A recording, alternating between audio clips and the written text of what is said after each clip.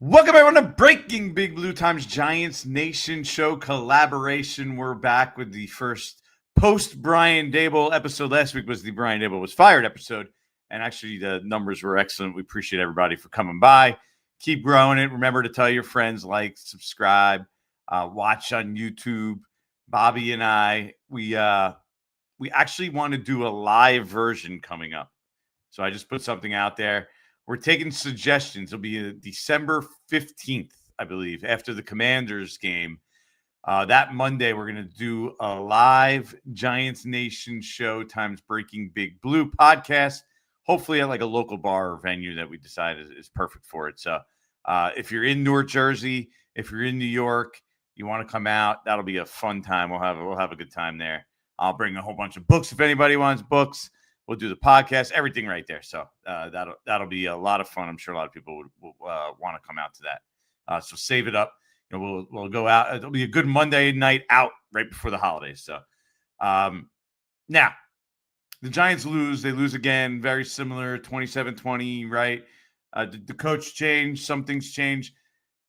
Mike Kafka, uber aggressive on 4 downs, super aggressive in that regard. That's going to continue. I'd expect that to be his philosophy. He even said he was going to go for the 2-point conversion at the end, no doubt about it, if the Giants had scored on the final drive. Obviously, they threw the interception. Jalin Hyatt kind of stopped on the route. You could kind of predict, like something bad was going to happen there between Jameis and the Giants in general, and they came through with what we're used to in that regards.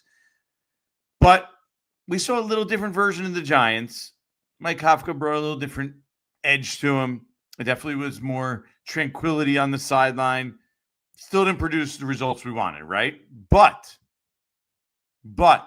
that's not my biggest takeaway. It almost has nothing to do, and it almost proved the point that even though they changed coaches, even though you could see a different approach in some ways, shape, and form,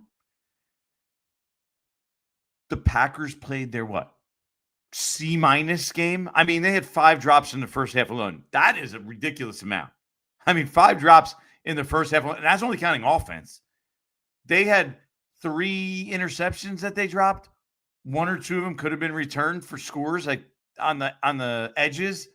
So they did not play a good game. So the Giants, despite the changes, despite the Packers not playing a good game, it just proved to me it doesn't really matter who the coach is right now. This team is just not good enough. They're throwing out a secondary that's just not good enough.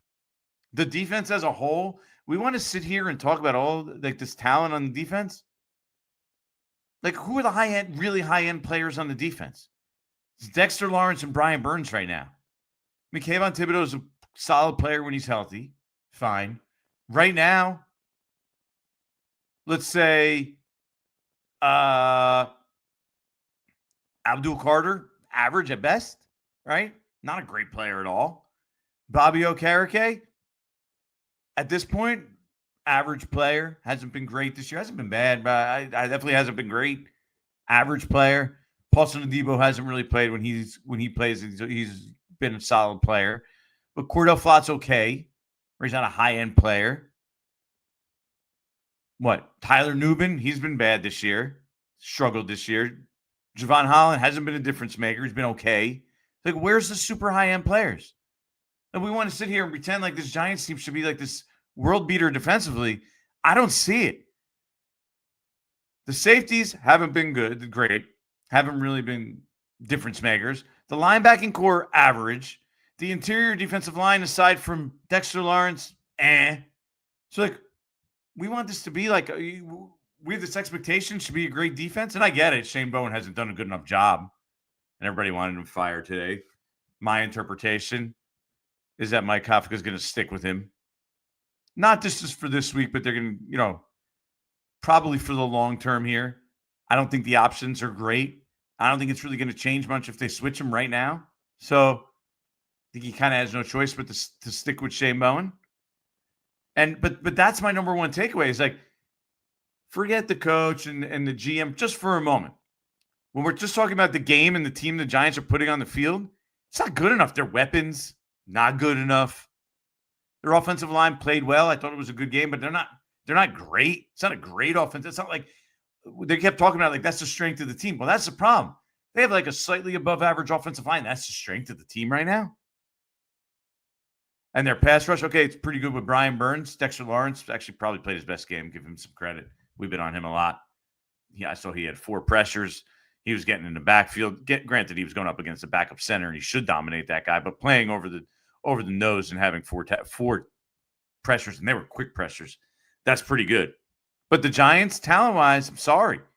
As a whole, maybe they do. And I kind of agree with this idea. And to a degree, like when John Mara says they have a good young core, right? I agree. They have some good players at very important positions. But as a whole, the talent just isn't good enough. And that's part of the reason why they're, what are they now, 11-34 in their last 45 games. And it's still not anywhere where it needs to be. Like, how many guys they have in offense that are real difference makers that are going to make huge plays for you? That you're going to give a 5-yard, dump off pass and it's going to turn into a 50-yard touchdown. Anybody? Nobody. Literally nobody. They don't have those guys. Team as a whole is just not good enough. And it's been a problem for the Giants. It's been a problem with Giants fans too for years now. Over-evaluating their own talent. And so to me, that's what stood out most in Mike Kafka's first game as head coach. It just reiterated to me that they're not good enough as a team. Jameis, he was fine. Could have had a bunch of interceptions. Kind of got lucky in that regard. Kafka ran the ball on first down it was 16 of 19 times in the first 3 quarters. And they averaged something like 2.8 yards per play. So it's not like they were doing good. So it's kind of like their approach there. I think he knew basically he doesn't have a team that can go toe-to-toe with the Packers and play at a high speed and try to go up and down the field with them.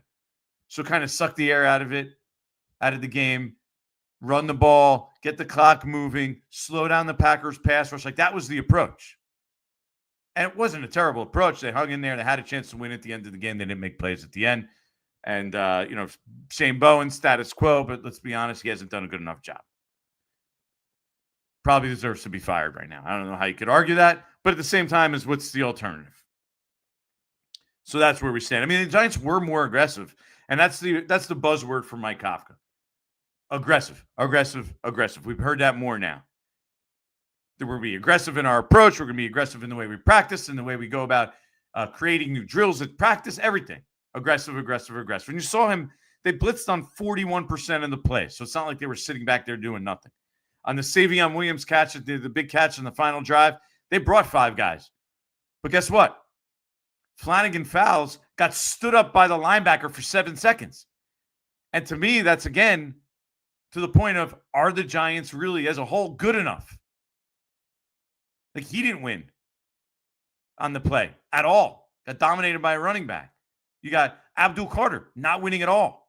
Has to play better. By the way, he's not been good the last 3 games. Number 3 overall pick. It hasn't been good enough. And then the story comes out today, Dan Duggan, that, he was sleeping and in the facility, by the way. Why isn't anyone waking him up? Weird story. But from what I understand, that's what happened. I know Abdul Carter objected to it, but I spoke to people in the organization, and that's what they think happened. So whether he's getting treatment or sleeping, the people in the organization think he was sleeping. So it just goes to show you that there's and he got benched for the opening drive, and we're like, oh yeah, this is super, Mike Kafka being accountable, holding them accountable. That just shows you the lack of accountability that did exist throughout the Brian Daboll era. And I think I even said, I think it was on here, I used the term country club, and people got on me. I don't think they run a country club training camp and this and that. I've been hearing this stuff for years. I've said it before. Somebody told me, hey, one of the biggest problems, might be last year, it might be Malik Neighbors. They better nip that in the bud before it becomes a problem. And now you see the same thing with Abdul Carter. And so, yes, when they have a new coach and a new coach comes in, because to me, that was such a big game for Mike Kafka. Like, if he wanted to have any chance to really win that job and earn that job, he's going to have, finish really strong to the season, right? Something like a 5-2, 6-1, really strong mark, 4-3, but with Jaxson Dart playing off the charts. Now, to lose that game when you have a ridiculous game in Detroit next, in Detroit, awful loss. I think the Lions are 11-point favorites. Bobby, do you have any idea on that? Somebody told me that. I didn't actually look it up, but I think it was something like 11 points. Turn your mic on. I'll look it up on ESPN Bet. Yeah, it wasn't there this morning when I went to look yet because the Lions played the night game. But, yeah, there's something like 11-point favorites on the road in Detroit. Nobody expects them to win that game, right? Here, Mike Niddle says 10.5 is the line. So they are gigantic. 10.5. Gigantic underdogs. And then they play a Monday night game in New England. So, 1-2 is a huge victory at this point for Mike Kafka and the Giants. By the way, Kafka, not Kafka. Calf. I just have trouble with it. I can't get it right. So, and then Abdul Carter, by the way, saying, "Oh, they hate you guys making stuff up." Like, come on, man. He said, "I own it, but come on, doesn't really matter what it is. You missed the walkthrough, and you were in the building. It's so ridiculous. It's hard to even contemplate how that's possible." So, what else do we got here? Oh, Hyatt, Banks, and Neal. What a mess that is, right? That Jalin Hyatt. He got his opportunity, made 2 catches, doubled his season total in yards, but then at the end of the game, got to finish running your route. You could tell after the game, he said it. What do you call it? A flag route. Well, you got to run it to the flag, man. Can't cut it short, because in the end, it cost him an interception. Might have been high, might have been outside. It's hard to really tell. Who knows? But the bottom line is, it became just an easy play with no one even in the defender's face. Now, maybe you could say the Packers should have dropped it, considering they dropped the other 3 that hit him in the hands. But eventually, you kind of figured out what. Like, I turned to the person next to me, like, they're going to score here, and I said they're going to throw an interception, because that's just what the Giants do at this point. They find ways to lose. But they first drove down the whole field, and then they threw an interception. That was because the 3rd-round pick from 23, which is just a disaster of a draft if we look at it. Holy cow. Deonte Banks, 1st-round pick that year. Effort again, questionable on one of the running plays. Actually didn't give up a lot of passes. I think when I looked it up, it was only the one play he gave up. One catch, 1 yard, one touchdown. Exactly. 1 catch, 1 yard, 1 touchdown. But still, the lack of effort at times, you just need him to play. Like, at some point, if it's not going to click at this point, like, is it really going to click? And the answer seems to be no. And then Evan Neal, I don't know the story with Evan Neal. He wasn't in the locker room this week, but he shows up with a hamstring injury after Evan Neal basically wants out. You hear, rumblings that he wants out. He's wasting away on the bench there. I get it. And you wonder, how legit is the injury? I don't know the answer to that. They say he was injured in a workout, but you just wonder, is this a ploy to try to get him elsewhere? I don't know. Who knows? You could just show up and say, I pulled my hand. It's like the back injury, hamstring, pulled a little tweak. I tweaked it in my workout. Yeah. What can you say about that? There's not much you could say about that. So it'll be interesting to talk to Evan Neal at some point and see if that's the case, if he really wants to get out of here, whatever the case may be. But his time may be over, so he's going to go down as one of the bigger draft busts in Giants history right now. Cedric Jones, Evan Neal, Evan Neal is a bigger draft bust, and I don't even think it's debatable at this point, than Eric Flowers. And that's not even counting Eric Flowers' success elsewhere afterwards, because that doesn't even count in what they did with the Giants. But Evan Neal, total non-factor in 4 years with the Giants. As a matter of fact, when he played, it was all bad. So, a disaster of a pick. Number 7 overall. Tape of those 5, he was 7. Hyatt, not a good pick. Can't imagine that ending well at this point. How many more opportunities can you give him? Now, maybe because they don't have other options. I don't know if Darius Slayton's going to be back this week. Maybe you need him for one more week, but man, it's hard to trust him at this point. And you could tell after the game, he knew that. He was demoralized. He knew he had let the team down. But you got to be trustworthy. That's the most important thing with young players. You have to prove to the coaches that they could trust you to do what they're asking you to do. And he hasn't done that to this point. So that's on him. But that's pretty much all I have for the opening segment here. Bobby, on to the next one. I just wanted to get a picture for the show. Hold on. It's not showing up on my end. Can you see it? Yeah, I see it. It's like splitting our faces here. For some reason, I can't see it on my end. That's very weird. It's such a funny picture too. Like especially to put up, because he's like, I don't know, he's got like a funny looking smile in there. Oh, it's a hilarious smile. There's something about that picture that's inherently just hilarious. I don't know, but yeah, Graham Gano's time with the Giants. That looks like that's almost certainly over. Evan Neal's time with the Giants. That's pretty much certainly over. Jalin Hyatt, we're pretty much at the end of the road there. And who knows with Deonte Banks. But yeah, it's a bad state of the Giants at the moment.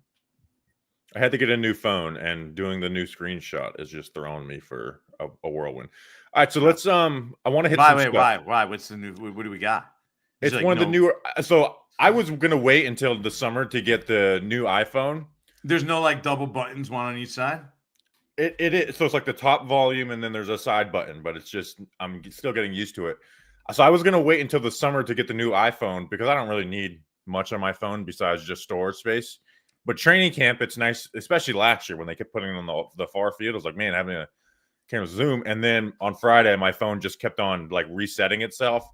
So I was forced to go and get a new one. Wait, what kind of phone were you working with that it wasn't just the normal two sides that screenshot the picture? That's what I did have. The new one is, but there's the new one got? Yeah, I don't have a new one either. Yeah, the new one has like the on, I don't, and then the volume. But you have to press the upper volume. Whatever. Anyways, all right. Let's address this real quick because I see this on the side, and there's going to be other people that say. Kay Shepard says Abdul was not sleeping. Oh, okay. So let's start with that. Come on, man. Why are you guys lying on my boy? That's me, Abdul Carter, my good friend. What do you mean? You guys lying about? He came after you. After me, he was laughing at my joke. I know. I'm kidding. So me and Abdul Carter, we're just such good friends. No, like let's dive into that. How much of the team and the people think he was sleeping? So yeah, come on. It's semantics or whatever. Maybe he was sleeping and then I don't know. But like you said, that story didn't come out of nowhere, and they literally suspended him for the first series of the game. And if you're getting treatment and you're hurt and that's fine, then they wouldn't have benched you. Come on. Good point. I'm surprised you're not defending Abdul Carter. You're both Philly guys. I definitely didn't grow up in North How Philly. Much is... I'm not that tough. Obviously, Abdul Carter's been late to meetings. That's been reported in there. How much is that like is that a widespread issue within the team? Is that just Abdul? Obviously, this goes back to last year with Malik Neighbors, where there was like rumblings of like they didn't like the way he attacked practice and he wasn't held to the same standard as other players, and it led to missed details on game day and illegal procedures. How much is it just an Abdul Carter issue, or is this something that they've kind of had to set an example out of him because he was the first guy to mess up under a new regime, essentially? Well, new coaching staff. I think it was a problem with the bigger star players, like the Daboll guys, the big guys, the guys that come in, the big draft picks they're treated differently, right? Brian Daboll is a player's coach. There's no other way to say that. That's what he does. He kind of coddled, his best players. Dexter Lawrence, he's part of that crew probably. He didn't practice all summer, Bobby. Yeah, Dexter Lawrence is part of that group. Malik Neighbors, like I told you, at some point somebody said to me, two people actually other players are like, we got to fix this. We can't have this all the time. And when other guys are saying that, it's saying that there's like a class order, which is fine. Different players get treated different ways, right? But if you're showing up late and there's no real repercussions, we've seen it now you heard about it with Neighbors. We've seen it now with Abdul Carter. Guy like Dexter Lawrence, he didn't practice this summer. They kind of gave him a skate in that regard, and I think it kind of worked against him in retrospect, which we all kind of predicted at the point, right? We're looking at it saying, is he really going to be good to start the season? And what happened? Started off the season super slow, predictably. So I think it's like a class thing, like, the Daboll guys, the top guys on the team. Like Brian Burns is not in that crew because guys like that, he goes out of his way. He wants to be on, like, that guy's been banged up a gazillion times. He's made it his point to go out there and play even though he's banged up. I think this goes back I remember talking with you about certain players who weren't star players, like being late to the facility and stuff, right? And that's where some of the comments came after the Bucks game last year of like, not everyone's doing everything they can to win. So it's not even star. Yeah, you know what? I remember some other guys too. Yeah. So, I mean, even if you want to just share what that is or whatever, maybe I'd put you on the spot a little bit. Yeah, but there was just other places. I remember hearing something about Evan Neal at the time too. Yeah, that was the other guy. I don't know if that's who you were talking about. Yeah, that's who I was talking about. I remember hearing something like that about him. Like they weren't happy with the way that Evan Neal was working. This was a couple of years ago at this point. Yeah, last year around the Bucks game. Yeah, it was. I think it was earlier in the year though. But yeah, again, the guys we just named are pretty much all high draft picks, right? So the guys that come in, they're this regime's guys, right? They were that. We're putting a lot of hope and dreams into these guys, and they seem to, get free run of the land and to do whatever they want. And I think Mike Kafka, I can't get it right. What do you call him? It's Mike Kafka. I don't understand how you don't get it. Yeah, how you don't have it by this point. Yeah. I actually asked him at the press conference the other day. I said, "Is it Kafka or Kafka?" And he said Kafka, and they were all like killing me, like, "Dude, it's been 4 years." It has been. Like if you call Cam Scatabo after 2 weeks, it's like, all right, are you not paying attention? What's going on? Or I don't know. I just have a mental block. I just want to Okereke. There's that's an excusable one because he actually used to pronounce it a different way. But yeah, back to the thing with it was just lack of accountability, like we've talked about. And that was the atmosphere that was created. And when we're talking about, things that maybe went wrong, guess what? Like those little things all add up. And that's what happens, right? And especially when you start losing. And I think it all contributes. The bottom line is they didn't win enough. And then the question you have to ask is, why didn't they win enough? Why haven't they won enough? And all these little things matter. And I tell you all the time, I text with a bunch of former players also. And that's what they were telling me. Like, we need a coach who's, on top of those things, like all those little things add up. That makes a difference. The details matter. And I think that's what we're talking about here. They do. Now, with the Carter thing, I actually do think this is a take I won't tweet because I don't feel like arguing about it. I don't think they're going to aggregate this, by the way. I don't think that hurts his performance. As much as meetings, details, wide receiver and stuff, edge rusher is a little bit of go and just beat your man type of thing. So I don't have this panic about Abdul Carter, where with Malik Neighbors, I was a little more, not panicked, but more stressed about this because Malik Neighbors breaking without great detail on a route would lead to some bad plays and the illegal procedures. I don't know. Again, I think we can question does it lead to him? Is he really working hard enough to improve his game? That is where because he does need to come up with better counters. It's once his original move doesn't work, he's done. It's over. Agreed. I just think defensive line is where I'm least worried about being late for a meeting. But at the same time, you sleep through a walkthrough, that's usually an indicator of something bigger, of a bigger issue. You know what I mean? Yeah. You can't do that. But it's not. I don't have this big long term worry about Carter. I still have a whatever. We don't need to do this whole Carter. I also agree. I feel pretty good at Abdul Carter, and I know he's struggling. He played. He's had his worst the last 3 weeks. Yeah, his worst. He had his worst 3-game stretch. It's not talking about like some player who's just been this bad rookie or whatever, or overrating Deonte Banks' rookie season. Like I'm we could talk about what his expectations were, but let's get to other I things. still think he's going to be a really good player. Yeah, me too. I really do. And I never felt that way about like rookie Deonte Banks or rookie Evan Neal or even Kayvon. I was going to say, just because Kayvon had a couple huge games, I always looked at him, and my buddy used to kill me, one of my friends, about how I'm like, he looks like he's a good player to me. He doesn't look like he's a real difference maker, a star player.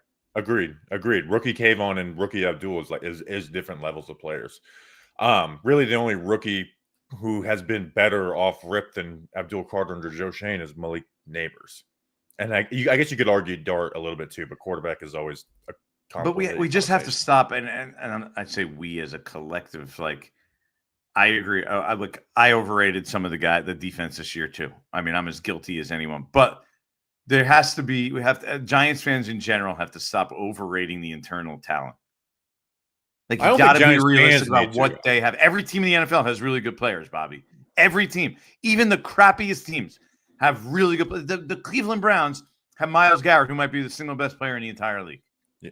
I don't think Giants fans need to stop doing that. I think the Giants organization needs to stop doing it. I think it's the organizational issue where they view it that way. Where they if you don't want to be let down as a Giants fan, you should stop doing it. Fair. We're going to be let down regardless. But I want to get to some other stuff. Let's go. Me and you talk. We don't want to get too much into future head coach. We're so far away from them being able to even do interviews.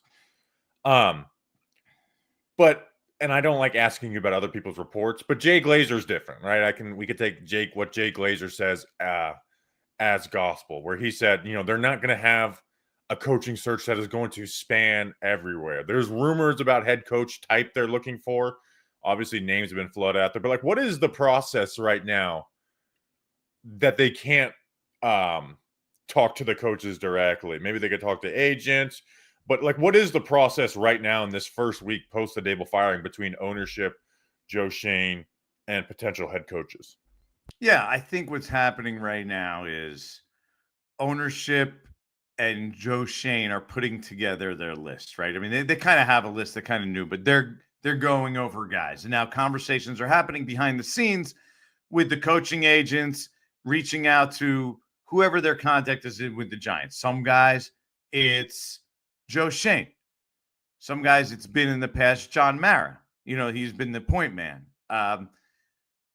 Tim McDonald, I assume, is involved in the process as well. I mean, think back to the text messages between Brian, and you go and look at who is the guy who was talking to Brian Flores during that. Guess who it was?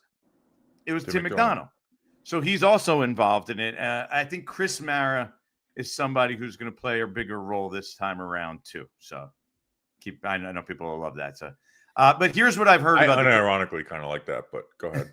Here's what I've kind of heard about what's going on. Okay. What the Giants are looking for. Speaking to a bunch of people around the league, people who've talked to the Giants organization, they're going to gravitate to somebody who is a leader, right? Who can go in that locker room and who could stand in front of the guys and command attention, right? Somebody who's sort of universally respected, who's had experience before. I don't think that's a mandatory prerequisite that you were a head coach in a college or pros beforehand, but I do think the search is likely to land in that direction because it's important that you've had experiences. You've already been through difficult situations as a head coach, and that this won't be your first time. Because, to be fair, coming to New York and having to deal with everything that comes with it, it is a bigger market. There are more people around. There's a lot of stuff that gets flown around and flung around. You have to be able to handle that. The shit hits the fan all the time, right? That's just reality. And it happens here more than it does in other places. There's other places where it happens, don't get me wrong. But it happens here more than in other places. And you're going to need somebody to be able to navigate through that. And that person has to be able to command that room. So it's going to have to be, in my opinion, from what I'm hearing, a big personality and someone who has respect and can demand respect of all 90 men on the roster, at least back to training camp. And yes, I can say shit, Bobby, but you can't say the I was going to say, stop cussing. Yeah, no F word. No effing cussing. I see people in the comments giving me crappy for that. I'm just going to cuss just to be a rebel. Why are they limiting themselves? Because when you're looking for that type, you don't find the next guy who is that. It just feels like they're truly limiting themselves in their search. Like, obviously, we'd like to find commands the room, great experience. That is the hardest type to find. Former head coach who's good and commands the like it's those guys exist, but they only come available at certain times. You have to look in the right place. And then I don't think pairing them with a GM who's still on the hot seat is a great pairing for that, because things can go sideways fast. You're not on the same timeline together. Like Clint Kubiak, right? Like Clint Kubiak is this offensive coach or whatever. Or fill in the blank. Who would have thought that Kevin O'Connell or Sean McVay or those guys are guys who could command the entire locker room and have the respect of the team? Those hires were laughed at in the moment. Why are they limiting themselves? And the quote from Jay Glazer is that they're not going to do this big. I already deleted my notes. I don't know the exact quote, but basically saying they're not going to. I will say I understand the way I'm not going to go against the Jay Glazer report. Like he's usually really spot on. Like it would be silly for me to just poo-poo anything he said completely. I do think just the way it came out, people are harping on that. I don't think it's going to be as closed as everybody now believes. Like, because think about it. He said that, but then what's the name that he harped on at the end? Chris Shula. And probably talked about more than anyone else was Chris Shula. So he is the young hot coordinator who, so I do think their net's going to be, it's not going to be gigantic. It's not going to be like one of those searches where the Jets, how many guys did the Jets talk for the GM job? Like 50? I don't want what the Jets did, but yeah. But I do think there'll be a different mix of guys. And I'm not completely going to close the door on any college guys either.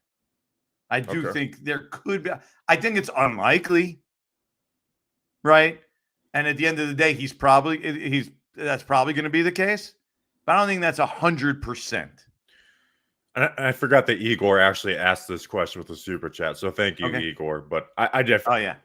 Oh yeah. So I really don't. I don't think that. I think just the way he worded it, people are harping on certain things, because if then you think about it, who did he name? Mike I know McCarthy, he named Arthur Smith, and who's the other guy that Matt Nagy. But he also talked a lot about Shula, Spagnuolo, who, but it felt like Shula wasn't like 100% expect Steve Spagnuolo to get an interview. By the way, I do. And this was like the first show on Fox, which like nobody watches, because I actually was paying attention to Fox because I thought Jay Glazer would say something a little more on the main pregame, and then that clip went, so I went and got it and posted it. But it didn't feel like it was a Jay Glazer like stamp. This is 100% everything. But he did say he spoke to Joe Schoen specifically, and the fact that like they're not going to cast this crazy wide net. I did take that as like they're certainly looking for a type. Yeah, well that is what I've heard. They are looking for a type, but I don't think they're completely closed-minded to the other candidates. Like I expect, Spags to be in it. I expect Chris Shula he named, right? A guy like that, they're gonna look at him too. Lou Anarumo, who hasn't been a head coach either, I think he's going to get so that's not just former head coaches and guys who have been in that position before. And it's Mike McCarthy and John Gruden and Matt Nagy and the Spags and the retread, right? Like it's not only going to be those guys. It might end up as one of those guys. Don't get me wrong. I think it's leaning towards ending up as one of those guys, but I don't think they're so close-minded that they're not going to open it up to everybody else. You may not be able to answer this, or it might be a quick yes or no. Joe Schoen does do off-the-record interviews with obviously national guys, but he does it with the beat guys, and you never hear about it and stuff. Has he done any of those this last week since Brian Daboll has been fired? No, if he's I'm talking not to working people, there. it's individual. Joe Schoen is going to talk, I believe, during the bye week, which is what? So like 2 weeks from, no, a week from tomorrow? 2 weeks from tomorrow.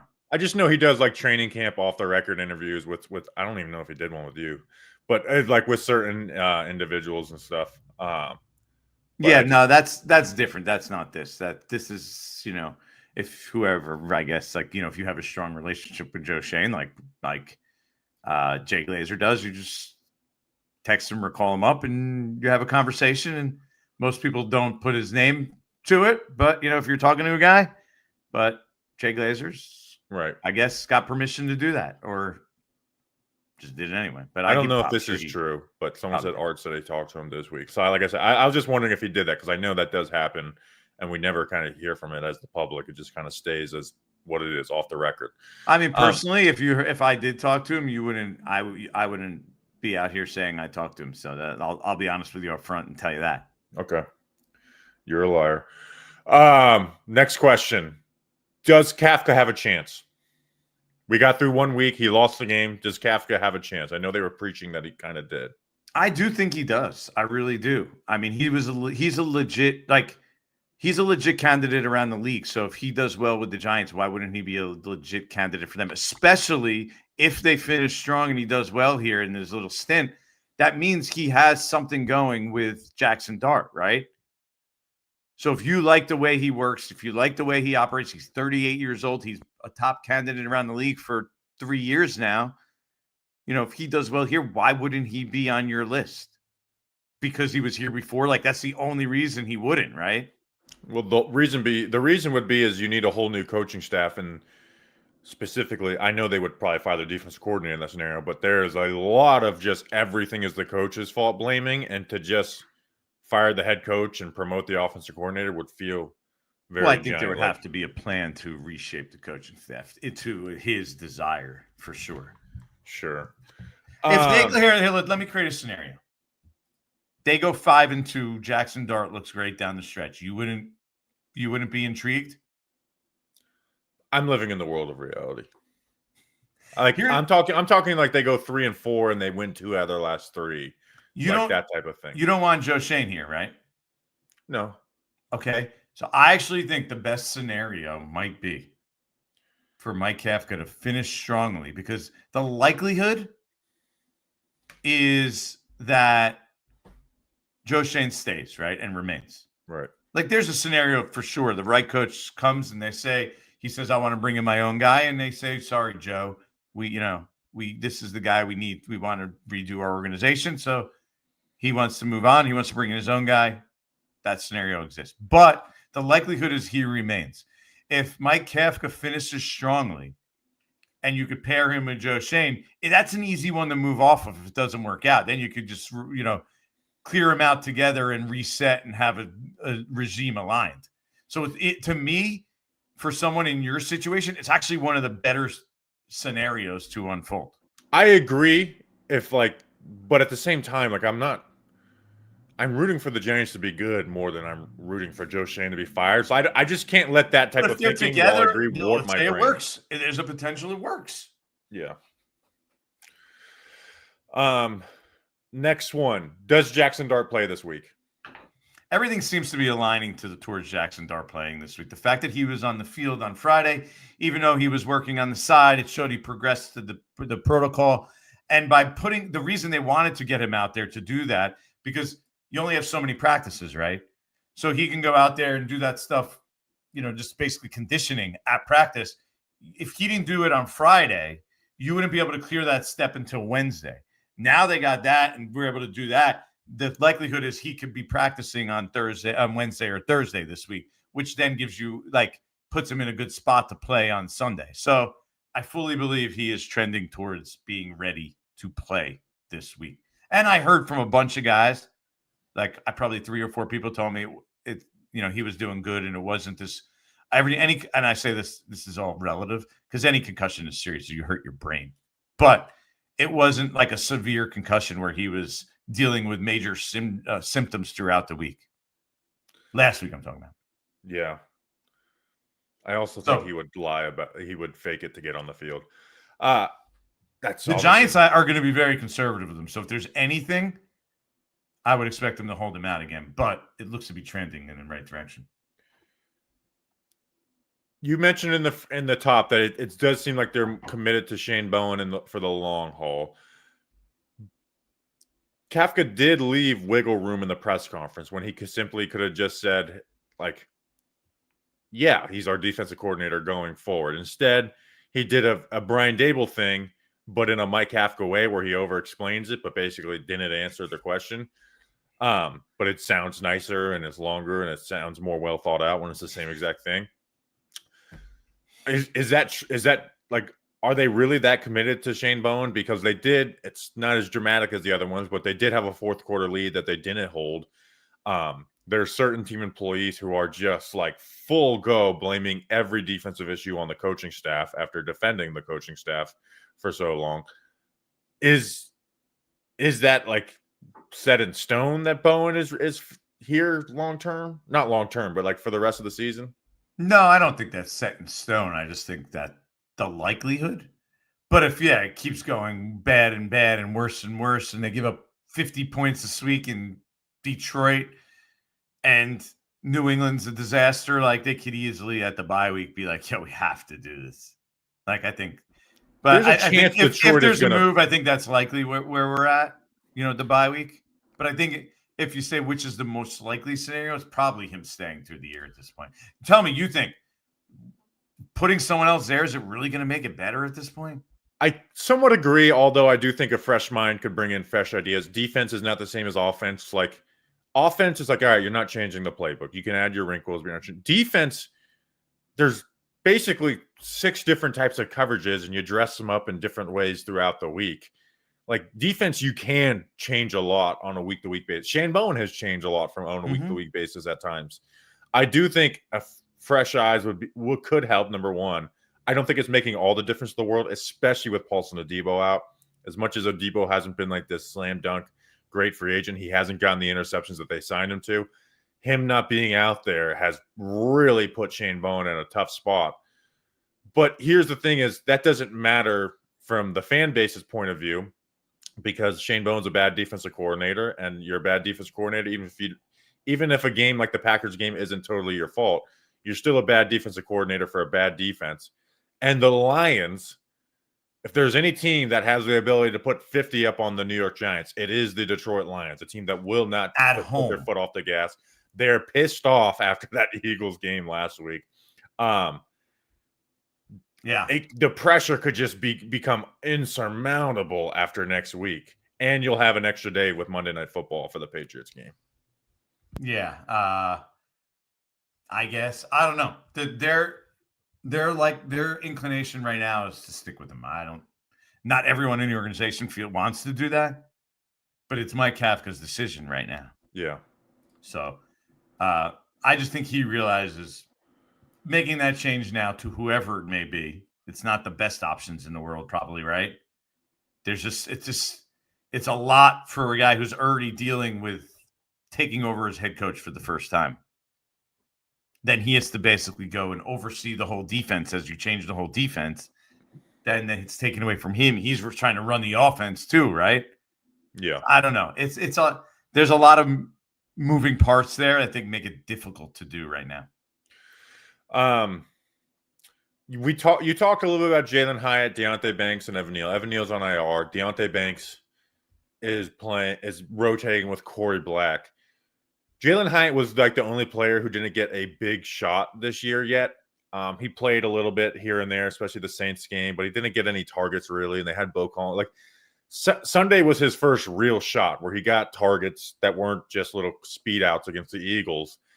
And some of the stuff was terrible, right? The end of game gets brought up. The 4th down, Jameis Winston sack. I did a breakdown like right after the game talking about how terrible it was.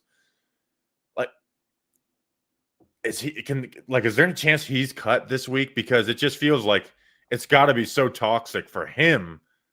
Like he can't be in a good headspace, and he's essentially useless to this team for the rest of the year. The problem is they're so short at wide receiver at the moment. They really are. But I legitimately think they're better with anybody who's like available off practice Jalen squads, Ray Cameron. McLeod. Like there's just I could name you 20 guys that they could bring in this week that would be better players than Jalin Hyatt because they'll at least just be in the right spot and they won't mess up the very, very minor details. Even if they're not getting targeted, there's something about being in the right spot when the quarterback looks to you where it doesn't mess up everything. Yeah, I guess, I mean, it would send a message, so I'm not going to say it's impossible, but I think we need Darius Slayton to get healthy first. Okay. Because they just can't put him out there. Like, even if Darius Slayton's not healthy next week, like, they can't put him out there. Like, they're going to have to bring Ray McLeod up from the practice squad and play him over Jalin Hyatt. So I just, it's just, you were in the locker room. Like, what was did it just feel like a guy who was just like, this is over? And did you almost like, it felt bad just even having to ask him questions from the outside looking in? 100%. Like he already knew himself that he screwed up and it was a disaster. And I spoke to other guys and they in the locker room and they're like, yeah, he was pretty distraught. Like he knows he's kind of screwed up and was. I just saw a comment over there on the right side. And there's just nobody that likes him right now. Like I'm not even trying to be funny, like mean. Like there's just nobody that likes Jalin Hyatt. On the New York Giants. The coaching staff, I'm sure the players don't love him with some of his attitude stuff that happened last year. And then I don't know. He does have his friends in the locker room. He has his supporters. But like like the coaching staff is showing. But they know he just hasn't been reliable enough. Yeah. Like everybody kind of knows. Like that was a big opportunity for him and he kind of fell on his face at the end there. It was fine until that play. I know you showed that one play where he was bad, but they did the rubber out and he was way too deep on his depth, and those kind of things do matter. But yeah, that last play is an inexcusable one. Can't stop running it. Okay, just can't. I got some other questions from Research Rick, but this is a little bit out of order, and there's questions that we can hit over the next week or so as well too about. Okay. The only one is actually, let me ask you this one for Rick because this is a good question. Okay. Why is there what happened? Why is there not much action or investigation on the fact that Jaxson Dart was out cold, had 10 minutes on the sideline, went out for 2 plays, and then went like, is that just going away? Yeah, I don't know what you can do about it. I checked in with the league, said if they were, let me know let's see if they were looking into it or whatever. The Giants have sort of downplayed it and not really said, anything. Like, I don't know what else you can do at that point. It clearly was a mess up. You saw it in the moment. I was turning to people next to me being like, wait, he's got to be checked for a concussion, right? Like, I mean, I'm not second guessing here. Like, in the moment, I just had my eyes peeled to him.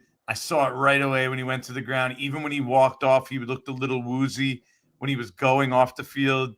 And then I literally watched him for like 2 minutes straight on the sideline as he was sitting on the bench. I was like, who's going up? And talked to him like I couldn't believe that the spotters up top did not call down. But they're not, apparently it doesn't seem they're looking into it. There's no repercussions. And if it is, it's behind the scenes. And it's nothing that's, I mean, I'll look into it again. But yeah, it seems like it's just going to go away. Yeah, because it's not even like dude, the Giants are going to get punished. But it's like, how did nobody point this out? So on the list of like who screwed that up, I don't even think the Giants are at the top, right? It's the spotters and the people that are, there's a guy standing there on the sideline. They're like looking at the plays over again. I don't know how you look at that play and aren't like, that guy needs to be checked for a concussion. So to me, that's where it starts. Everyone else, when they get to the sideline, probably should have noticed too after the fact.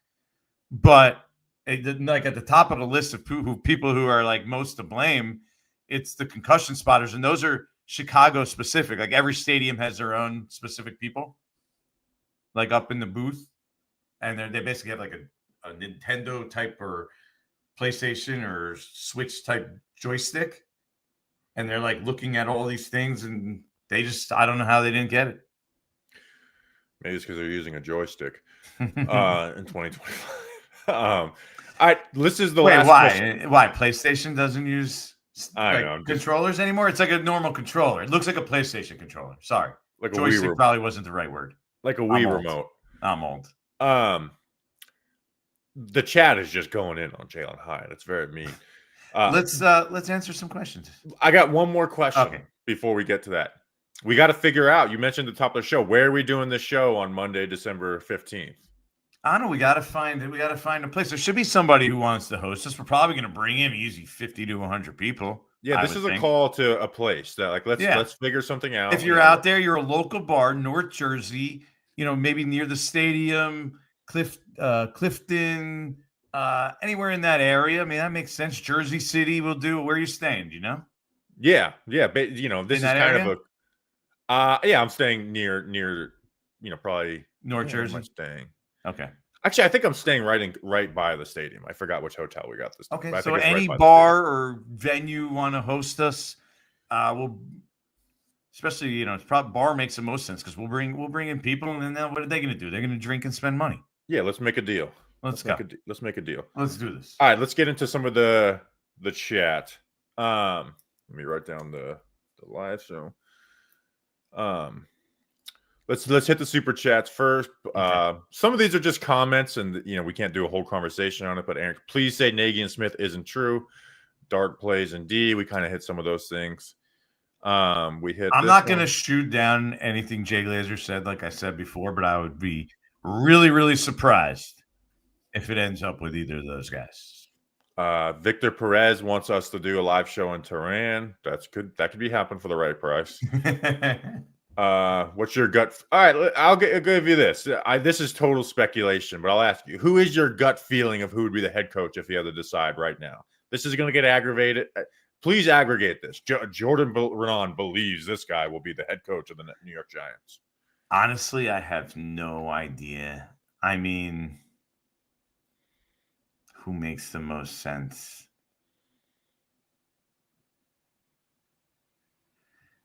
I mean, I haven't really thought about it that hard, so I'm going to say just because he fits all the criteria, Spags.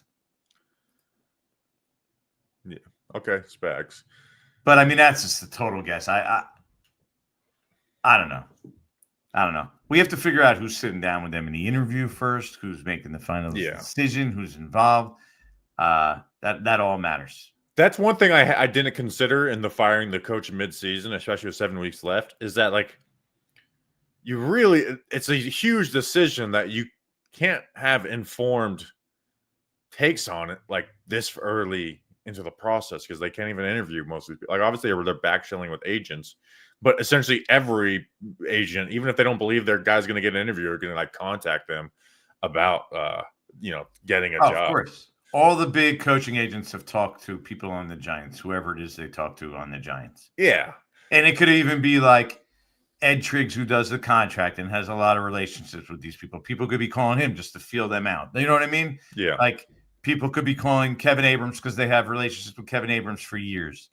And, he's in the front office and he talks to a lot of people. And, he's still, is in Joe Shane's ear at time. So everybody's having conversations with all different people in the Giants organization to see where their list is at, to see if they could get their guy on the list, to see what they're looking for. All these things are going on at the moment. Got a question on roster management. Why the hell was Golson or Debo not put on IR? Yeah, there was a belief actually both of them were going to be back significantly before they end up. I thought the hope was that Debo would miss only 2 games. And then Golson at one point, they thought it was like a 1-week injury. I'm not really sure what happened there, but yeah, at the beginning, they're like, he'll miss like a game, maybe 2.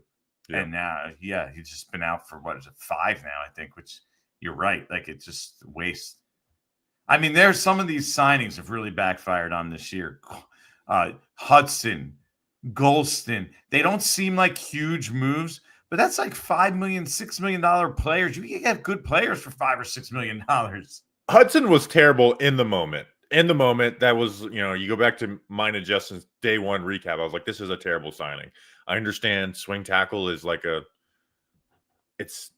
almost like an oxymoron to find a good swing tackle because there's no such thing. But like Hudson was terrible in Cleveland, and they gave him all that money. Golson, you could ding him on, like, you knew you were going to draft Abdul Carter, so why did you sign him? But also, but maybe you didn't know you were going to draft Abdul Carter. What if he went second? Yeah, that's true. But I didn't know for sure, so I understand that a little bit. But I mean, we can go on. Javon Holland's making what, $12 million a year? I can't ding the Golson one though. Like he's been healthy his entire career. Who would have thought he would just start getting injured all over on the Giants? That's a little bad. That's not the reason I would be talking about it. It's because you don't use them and you're basically just flushing it down the toilet. You're not getting anything for that money. Yeah, but I understand the thinking. I would ding them less on that than any of the other moves. Yeah, I'm not. If they're terrible at depth, I'm going to be mad at when some of the depth is not being used, even though it's because he's injured. So, but good question there. Is the plan to still keep Shane? Michael After says, yeah, I think you believe so. I believe so more than most people because I've had a lot of people telling me recently, I'm not so sure. But here's my thing. And I had somebody who talked to the Giants recently say this to me. Why would they have a guy run the search, right? And what's the exact phrasing the Giants use? To have it up on my screen right here. Lead the Giants head coaching search. Yeah. Lead the Giants. You're going to have the guy lead the head coaching search for 2 months and then say, you know what? We're not going to bring him back after. That seems like a very stupid process to me, right? Hey, we're going to have the guy lead the process for multiple months. And then in the end, we're going to say, you're fired too. Does that make sense to you? Because it doesn't make much sense to me. I know you don't want it to be true, but no, I don't. It doesn't make sense to me. I hate the idea of doing a head coaching search and then letting the head, like, that's just that's not realistic unless you're interviewing, like, fill in the blank, like just total, nuts on the table head coach. Like let's say their number one target is Chris Shula. And Chris Shula has an offer from the Giants, and he has an offer from, I don't know. Let's say what team could fire their head coach that's like not a terrible situation. I'm going through the Cincinnati Bengals, right? So like the Bengals have their baggage too with bad ownership and stuff, but like actually the Bengals are a terrible example because they've had this. I think they've had that same GM. How about the Dolphins? Yeah, the Dolphins, where it's like it's not a great situation. You got a lot of money and bullshit, but you get there with the same GM at the same time. It's not like Chris Shula is going to go, hey, I like the Dolphins better right now, but if you fire Joe Shane, I'll like you better. He likely is just going to like, all right, this is what I like better. I'm on the same page with a brand new GM, and we have, a paired vision. So it's you do get examples like Liam Cohen, who for some reason only got one interview last year and told the Jags no because of Trent Baalke. But if Liam Cohen had two, if Liam Cohen was offered the Bears job, he's just like, all right, I'll just take the Bears job. Even though I'm talking myself in circles. This is the issue with having ADHD. The Bears job was a better job than the Jacksonville. The reality is, and I was thinking about it today, we hate the way of splitting guys up, and it's super early, but the Patriots and the Bears both did it. And almost a year into it, they both look like they're in a good spot. I agree, but I also think the Patriots GM, what's his name? I think he's terrible. Elliott Wolf. I think Elliott Wolf is terrible. You can tell that Mike Vrabel is the one running the show there a little bit. They brought in what's the old boy's name that they brought in from the Ryan Cowden. And then the Bears. But still, for now, that's who's running it. He did draft Drake May. He could easily traded that pick. The Giants were trying to trade it. He was convicted on Drake May. He put some of the pieces together. Yeah, Robert Kraft was the one that I think was convicted on him. The other thing is I think the Bears would have been better off firing Ryan Poles and then getting Ben Johnson with a new GM is the point. But in a way, like this is what the Giants are hoping. Ryan Poles did build a decent roster, and we're seeing that now. I agree. The talent, they're not winning because of Caleb Williams, right? They're winning because the talent around him is actually pretty good. Like he's fine, but he's not a world beater. He's fine. They're winning because the overall roster is actually pretty decent. Yeah, and Ben Johnson came in there and was like, "Hey," like took over, like, "Hey, we're getting all these offensive linemen." You'd even look at the Bears draft this year. Yeah. Colson Loveland hasn't done much for them. Luther Burden can't play over Olamide Zacchaeus. They drafted Ozzie Trapio in the second round. I think he started over Zacchaeus this week, didn't he? Maybe, but like I'm saying, he wasn't doing much until then. So it's like, why put yourself in that situation? This is a good question from Ghost Dog. It's like, if they love Lou Anarumo so much, why didn't they get rid of Bowen in the offseason and throw a bag at him to become the defensive coordinator when he was available? Would that have been a good move for Lou Anarumo? I mean, look at what the Colts were looked at like last year, right? They had no quarterback. You're looking at it the wrong way. The only thing that matters is you're offering him to come to a job where he knows everyone's on the hot seat. The Colts were very much on the hot seat too, though, if you remember after last year. Shane Steichen was even coming into this year, was held in high regard. He was not, his owner didn't come out and say, you need to produce results now. You could see Jim Irsay firing him, though. Rest in peace. You could, but to switch jobs and to go, they had good pieces on that defense. This doesn't make sense. It makes it a very hard job for somebody. Nobody was going to come in this offseason and take the Giants job. It's just too much uncertainty. That's a bad career decision. You can't put yourself in that situation.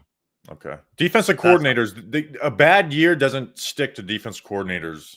No, but there's a good chance you're having to go look for another job next year, which is the problem. Like, that's NFL life for defense. Yeah, but they have wives and families and kids. You don't think Lou Anarumo would have liked to bring his wife and family to New Jersey? I do, but the problem was he might have had to move in a year. Well, if Daniel Jones doesn't beat out Anthony Richardson, he might have had to move in a year anyway. Well, maybe, but he was already there. I'll be honest. Some of these super chats, guys, going through each individual name, I appreciate it, but it's we got 6 weeks left for us to go through each individual name that's on your mind. Is like if they want to do it, Bobby, let them do it. Come on. I'm not saying not to do it. I'm just saying it's. Look at this guy. This guy that's a generous donation super chat. It is, but I want them to be. I'm just letting them know that. Ask a different question because I'm all right with him asking if you want LaDainian Tomlinson to be the Giants coach. It's your show. Mike Tomlin couldn't, assuming he ends with it, is there a strong reason why Mike Tomlin couldn't or shouldn't be the choice? So, Jordan, if the Steelers fire Mike Tomlin, even though they haven't done that, is there any reasons he shouldn't be the choice? No, it's a no-brainer. If Mike Tomlin becomes available, there should be 31 other teams that are like, oh, I'm interested in Mike Tomlin. I'm exaggerating, obviously, but everyone who has a coaching opening should be like, I'm interested in Mike Tomlin. Look at his resume. I understand he hasn't won in a long time. He also hasn't had a high-end quarterback in a while, but Mike Tomlin has proven to be a winner. He can handle. Anyone have any doubt that he can handle any situation? Like, he's a good. Does anybody not like him as a coach? I mean, yeah, he should be in any mix. And if you're the Giants, he's the perfect guy. If somehow he shakes free. Now, I'm not optimistic he could shake free, but if him or John Harbaugh ever shook free, yes, that should be the Giants guy. Yeah, the Steelers don't fire head coaches, and I think if Mike, it would have to be Tomlin wanting to leave. Yep. And he probably doesn't want to. Ghost Dog says Shane is leaking garbage candidates like Nagy and Arthur Smith to Glazer so that no one complains when they hire someone underwhelming like McCarthy. Kind of funny, but also like kind of how my brain works. Where I'm like, I don't like Mike McCarthy, but I'm also like, well, he has one at every stop, and that's certainly better than bringing in, this guy, So it's funny. I mean, that's like the lesser of all evils kind of thing, like approach, like of thinking to it. I don't think even Joe Shane would be that diabolical to think that way. I really hope nobody that diabolical to think that way. Would be hilarious if Kafka stays next year, brings back Wink, and we're actually good. That would be fun. You did report that Kafka was thinking about bringing Wink with him to the Saints. Yes, they have a good relationship. There is a very strong relationship there. They think very highly of each other, but shared trauma. There's one thing with the Giants that would make this a non-negotiable, no chance. Yeah. Joe Schoen's there. Like, not higher. Joe Schoen, the relationship with Joe Schoen and Wink is pretty much as severed as it is with Brian Daboll and Wink. So yeah, I wouldn't expect that. But here's an interesting scenario. Let me flip this a little bit. That wasn't what the question was asking, but a scenario I thought about and talked about today. Mike Kafka does a decent job here. He doesn't get the head coaching job. Him staying as the offensive coordinator for a defensive coach, I do not think is a terrible idea. You don't have to change the offense for Jaxson Dart. If he works with him well down the stretch here, I think like Steve Spagnuolo, who has a relationship, if his plan is if he gets the job to keep Mike Kafka, do you think that's a terrible solution? Here's why I hate about that, because I do not hate Mike Kafka as a play caller. I like him overall as a play caller. Like, I don't think he's reinventing the wheel or anything, but I don't think he's had the pieces. Their success has been when he was been the play caller. I agree. I like Mike Kafka as a play caller. I'm not. This is the Giants' issue, though, is they freaking say, "Hey, we got to change shit, but we kind of like this guy. You should take him. You should take Thomas McGahee along with you. You should take Patrick Graham along with you too." And hey, Darius Slayton had a good year. Joe Judge, Tyke Tolbert should be your wide receiver. They hire these people to help change the what they're about, but they also say, "Hey, we really like you would love a guy like Jason Garrett to help you as you navigate being a brand new head coach." Let those guys come in and make decisions. Like, don't stop. Interview Mike Kafka for the OC job, sure, but that's got to be fully his decision. And the Giants do this all the time, where they hire someone in to change and they influence. Oh, let's even Kevin Abrams. I'm not saying Kevin Abrams is terrible at cap or stuff or whatever, but what if Joe Schoen hired him as his cap guy, but the Giants love him, so they convince him to take a demotion, which is embarrassing. It's supposed to be next in line to be GM, and a year later you're taking a demotion. They do this all the time, where they have these guys they like and they push them on to new head coaches. It's one thing if you're like, hey, the O-line coach Carm Bracella's good, right? And I joked about Tyke Tolbert. I don't think it's the worst thing in the world to say, hey, this wide receiver coach isn't so bad or whatever. But offensive coordinator is that guy's most important hire, and you're saying the Giants are kind of making that for him. No, I agree with you if that's the scenario. The Giants shouldn't be like, hey, is this a good option? If Steve Spagnuolo comes in, his idea and his plan is, and these things get worked out behind the scenes, and he says, yeah, I'd like to have Mike Kafka as my offensive coordinator, then that's a different story to me. I agree with you. The Giants suggested Jason Garrett to Joe Judge, which kind of pushed him on him in a way, right? Joe Judge actually wanted to have Brian Daboll as his offensive coordinator, ironically, which didn't happen because Brian Daboll was still under contract and he was still in Buffalo and he wasn't going anywhere. Love those two together. But yeah, that's what he was trying to do. And then basically they, pushed and hired Jason Garrett for him. That, I agree, is a recipe for failure. But if that's Steve Spagnuolo's best plan and that's what he thinks is because remember that those two guys are a little different. They have a pre-existing relationship. Okay. Mike Kafka is an Andy Reid guy. What's Steve Spagnuolo? He's an Andy Reid guy. Mike Kafka was under Andy Reid in Philadelphia. Steve Spagnuolo has his Philadelphia roots also. Those two are connected.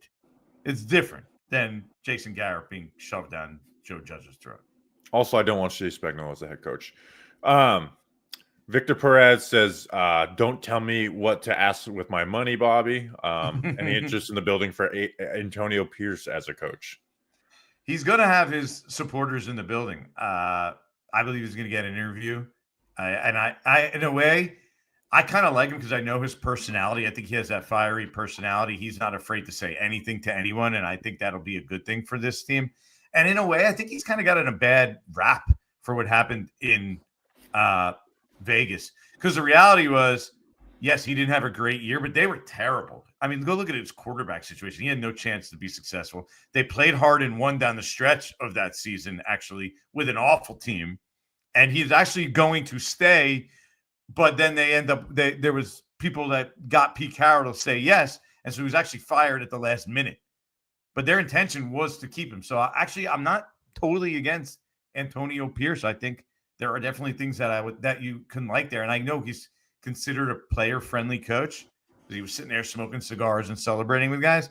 But he is not the kind of guy, and I met him and I know him a little bit, to sit back and not speak his mind if he's ticked off or somebody is giving half-ass effort. He's going to, fully hold that guy accountable. Yeah, I actually kind of agree. Antonio Pierce just doesn't have the resume of this is your head coach. And I also we need the right coordinators. Yeah, I do like his mindset on stuff, but I just try and avoid guys who were Giants and viewed as Giants legends and stuff.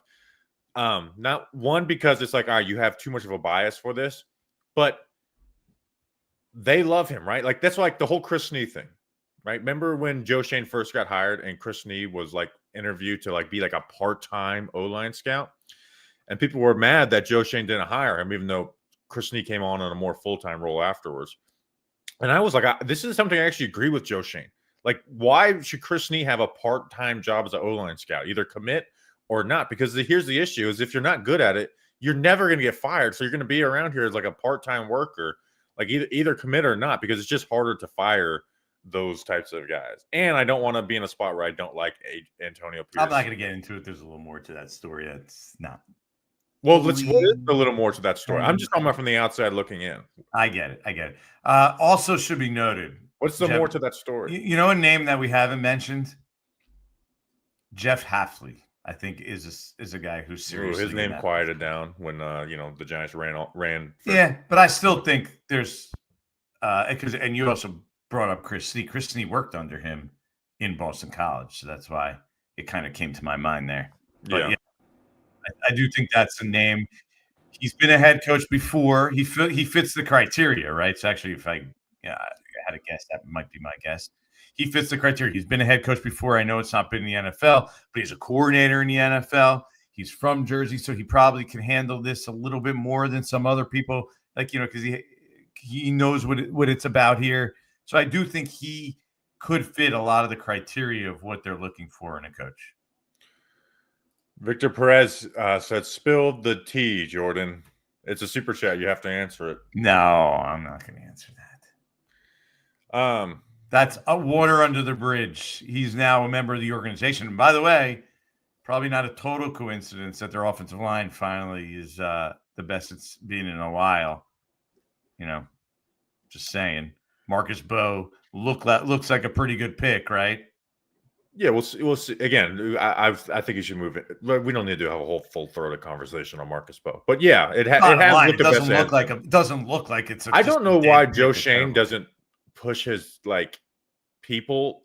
push that out there more. If there's one thing Joe Schoen can really hang his hat on, is look at the offensive line. Is it because Andrew Thomas is the anchor of it, and that's he's not a pick? Or is it because all his draft picks on offensive line have been I just think because what's the future of that line? Yeah, I agree. But at the same time, you're going to promote that too much. Where's it going to be next year? Can they even are they going to re-sign Illuminor? Are Van Roten and Runyon really long-term pieces? Is John Michael Schmidt's a long-term piece? No, none of them are. What are we talking about? Who's the only long-term piece? Then you just mentioned there is who? Thomas, maybe Jermaine Illuminor. Maybe not long term, but the near. Not gonna be cheap.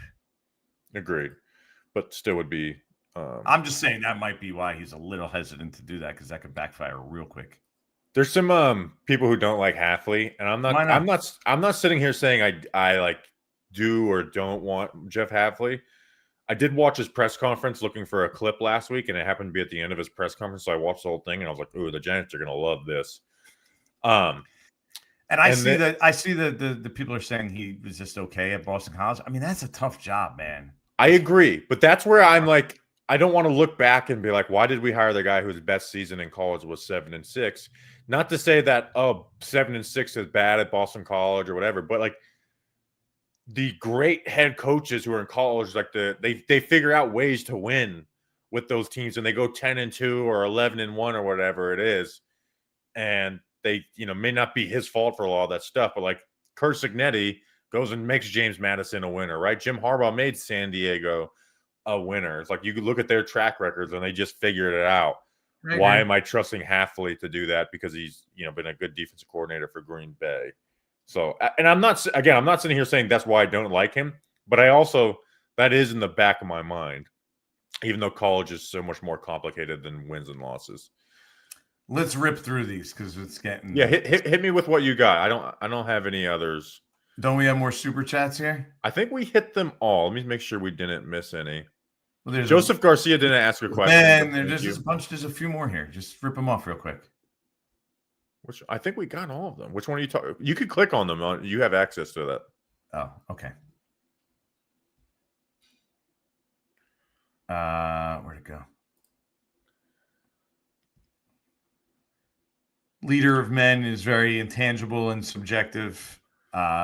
Igor, I kind of agree with that, but I mean, it's got to be someone with that has a voice that can be heard. I think that's the importance here. Yeah. It can't just be somebody who's like an X's and O's guys, like one of these hot young coordinators.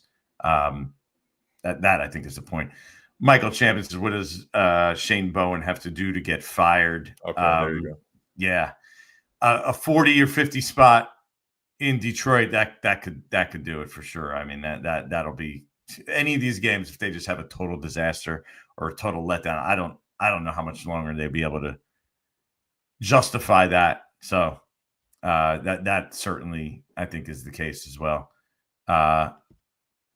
Jay Berman just says here to support the chat. Appreciate it, Jay. And here, I saw this one earlier and I highlighted it. Timothy Manase says, you need to fix your name, Timothy, back to what it was before. He says, what it took so long to sign Hodgins?